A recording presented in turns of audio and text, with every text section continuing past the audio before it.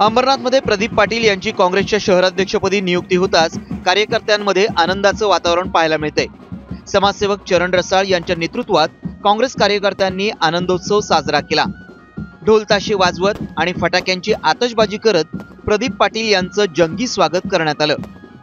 अंबरनाथ पश्चिमेच्या fire brigade जवळील रसाळ चौकात हे स्वागत करण्यात आलं। यावेळी काँग्रेसचे पदाधिकारी, कार्यकर्ते आणि सर्वसामान्य नागरिकही मोठ्या संख्येने उपस्थित होते। प्रदीप पाटील हे इथे येताच महिलांनी त्यांचं औक्षण केलं। त्यानंतर ज्येष्ठ ग्रामस्थ सुदाम रसाळ, सुभाष पाटील यांनी त्यांचं स्वागत केलं, तर समाजसेवक चरण रसाळ, निलेश रसाळ यांनी प्रदीप पाटील यांना लाडू भरवत आनंद साजरा केला। यावेळी ढोल ताशांच्या गजरात फटाक्यांची प्रचंड आतषबाजी करण्यात आली।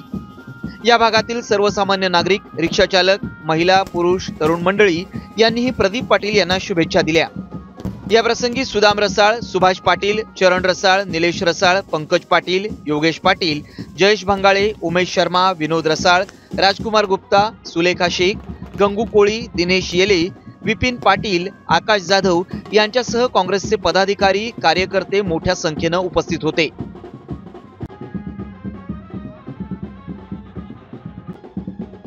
आमच्या पूर्ण अंबरनाथमधील सर्व जनतेमध्ये, आमच्या सर्व काँग्रेसच्या कार्यकर्त्यांमध्ये महिला, यूथ, मागासवर्गीय व आमची मायनॉरिटी सेल्स या सर्व कमिटी कार्यकर्त्यांमध्ये व अंबरनाथमधील संपूर्ण जनतेमध्ये एक उत्साह, चैतन्य निर्माण झालेलं आहे। व पुन्हा एकदा आम्हाला सर्वांना अंबरनाथमधील जनतेसाठी सेवा करण्याची प्रदीपदादाच्या अध्यक्षतेखाली सुवर्ण संधी आम्हाला मिळेल, यासाठी आम्ही सर्व उत्साहित होतो।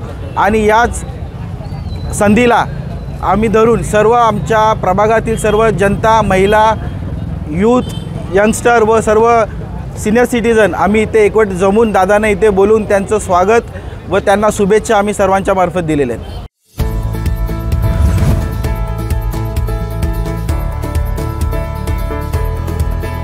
संघर्ष केल्याशिवाय यश कधीच मिळत नाही, त्यामुळे कधीही हार मानू नका।